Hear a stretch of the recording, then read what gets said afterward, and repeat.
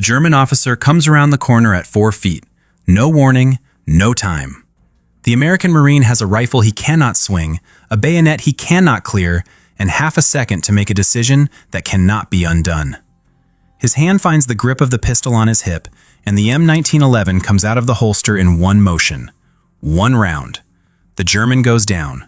The Marine is still standing. That moment is not an accident. It is not luck. It is the end result of a 20-year argument about what a handgun is actually for. And America got the answer right when almost every other military on Earth got it wrong. The German Wehrmacht entered World War II with a pistol doctrine built around a specific and coherent philosophy.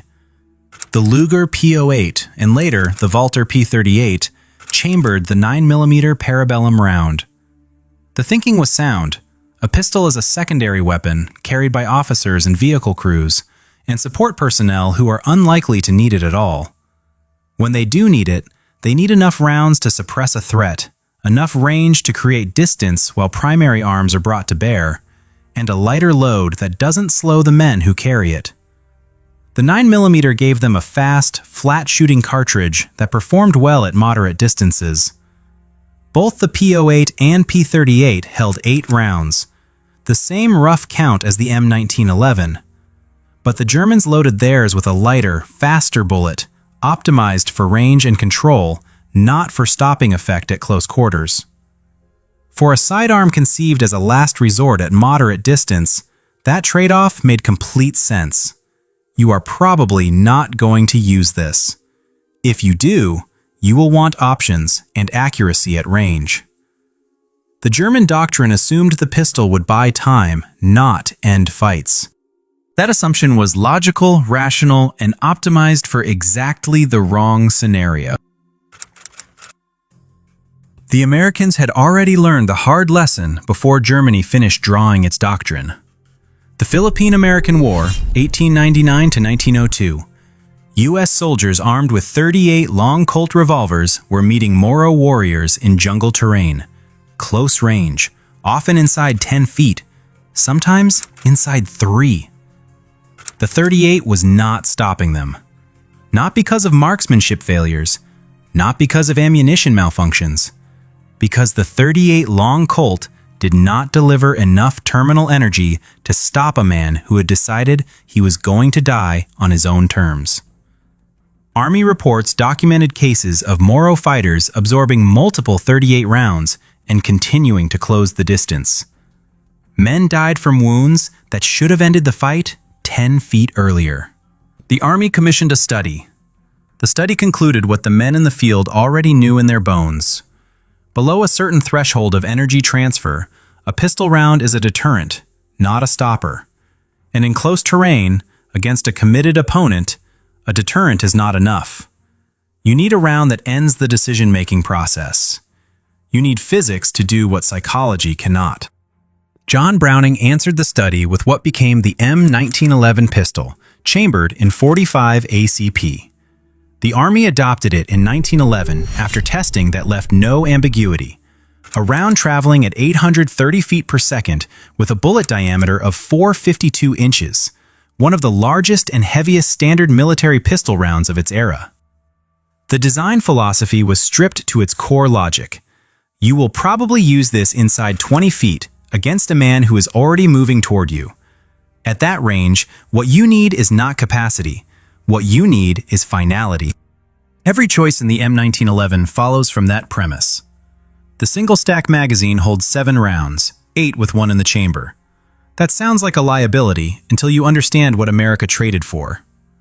The .45 ACP and the 9mm carry comparable muzzle energy. The gap there is modest. What is not modest is the difference in bullet diameter. The 9mm pushes a projectile measuring 355 inches. The .45 ACP pushes one measuring 452 inches. That is not a rounding error. That is nearly 100,000ths of an inch of additional diameter cutting through tissue on every single shot, before any other variable enters the equation. The designers were not being conservative. They were making a statement. If you need more than 8 rounds at contact distance, the problem is not your ammunition. Browning built a pistol that assumed the man holding it would put rounds where they needed to go.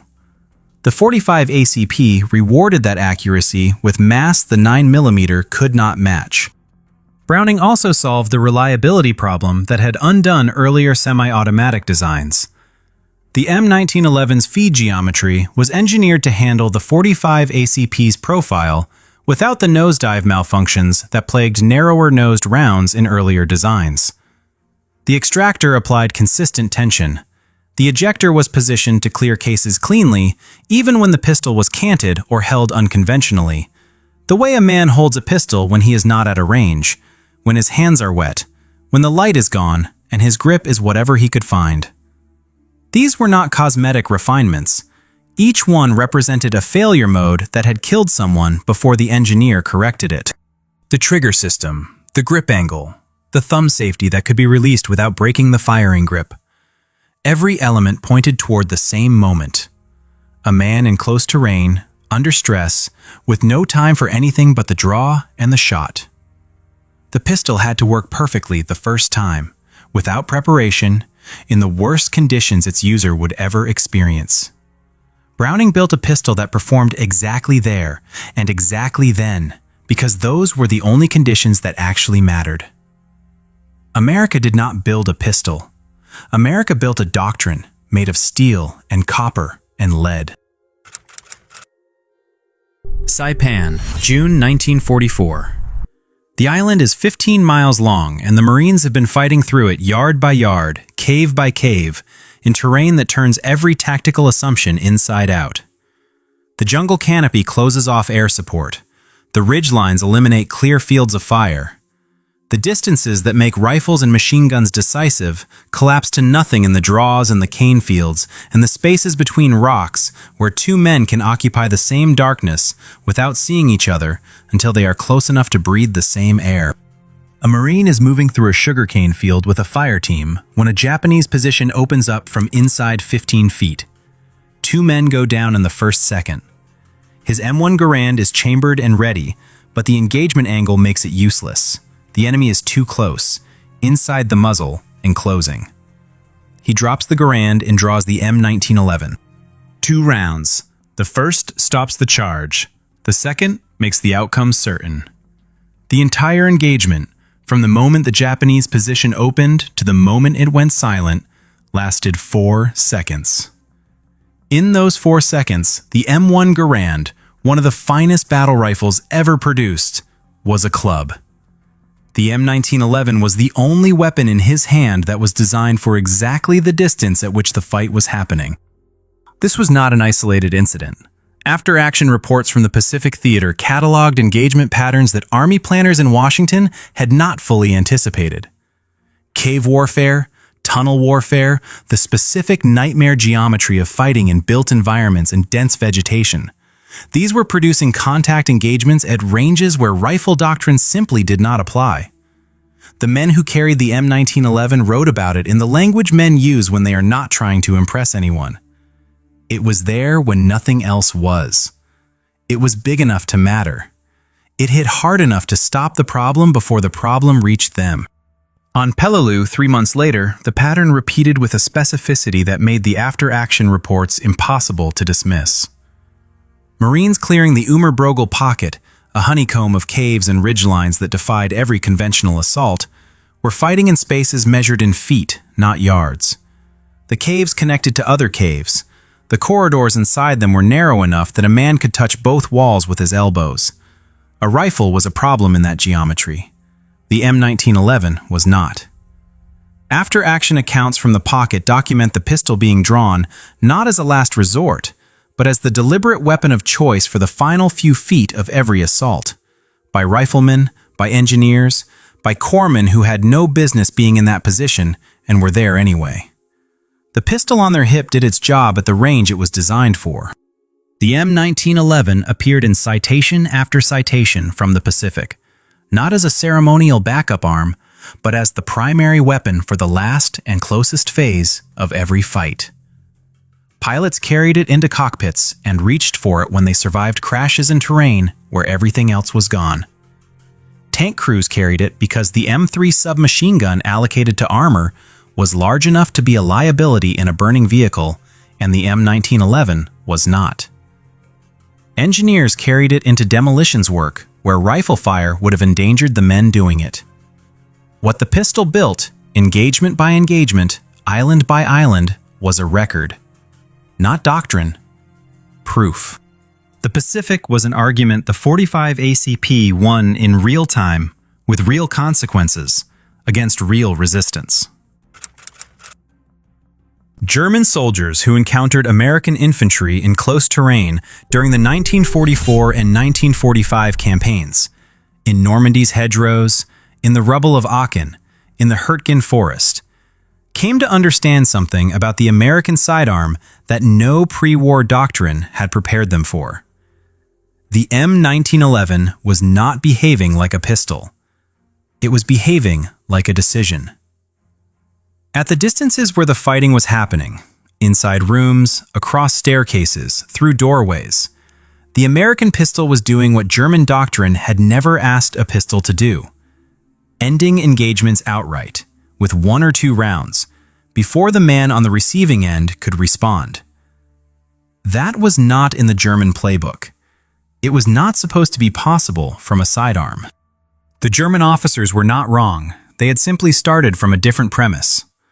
The Walther P08 that most Wehrmacht officers carried by 1944 was an excellent pistol by any technical measure. Reliable, accurate, ergonomic, and well suited for the sidearm role the Germans envisioned. At moderate distance, in an engagement where the pistol was a last resort while the main action was happening at rifle range, the P38 performed exactly as designed. At 10 feet, in a doorway, against an American Marine who had drawn and fired before the German officer had processed that the engagement had already begun, the P38's design philosophy became a liability it could not overcome. Here is what that meant in practice. A 9mm round through a man's chest cuts a channel less than 1/3 of an inch wide. A 45 ACP cuts one closer to 1/2 inch. Both carry similar energy to the target. But energy without diameter is depth without width. And at close range, depth alone does not always stop a man before he covers the last few feet. Width does. The 45 was built around that fact. The P38 was not, because German doctrine never asked it to be. The gap was not craftsmanship. German manufacturing in the pistol category was superb. The Walther P38 was mechanically ahead of many contemporary designs, and the Germans who carried it were professional soldiers who knew how to use it. What failed was doctrine, and doctrine is almost impossible to fix mid-war, because doctrine is not a product. It is a set of assumptions about the nature of the fight, written into training manuals and procurement specifications years before anyone fires a shot in anger. The Germans assumed the pistol was peripheral. The Americans assumed the pistol was terminal. By the time a German officer understood the difference, he was usually already inside the distance where it mattered. The lesson holds past 1945. The M1911 in various configurations remained in official U.S. military service for 74 years. Not because the procurement system is slow, though it is, because the men who carried it in every subsequent conflict, Korea, Vietnam, the Gulf, kept filing the same report the Marines filed on Saipan and Peleliu. At the distance where the fight actually ends, nothing does the job with more certainty. Special operations units held onto it past the Army's official 1985 transition to the 9mm Beretta. Some units are still carrying M1911 variants today. The pistol outlasted the century it was designed for because the problem it was designed to solve never went away. There is a kind of military wisdom that only comes from being wrong in a way that costs lives and then fixing it before the next war. The United States did that in the Philippine jungles before most of the World War II generation was born. Germany never had to. Germany never fought that war. When the conflict changed, when Europe's hedgerows and rubble piles and cave networks produced the same close geometry the Philippines had, the German pistol was still optimized for the war Germany had planned, not the war Germany was fighting. America had its answer ready. That is the dark reason German officers hated the 45 ACP. Not the noise, though it was considerable. Not the stopping power in the abstract. The hatred, when it came from recognition. From realizing in a doorway or a trench that the Americans had seen this problem before, had paid for that lesson somewhere else, and had already solved it. While German doctrine assumed the pistol would never really matter, America had built one that assumed it would matter most. If this is the kind of history you're looking for, the engineering underneath the battle, the decision that preceded the disaster, stay close. There's more where this came from.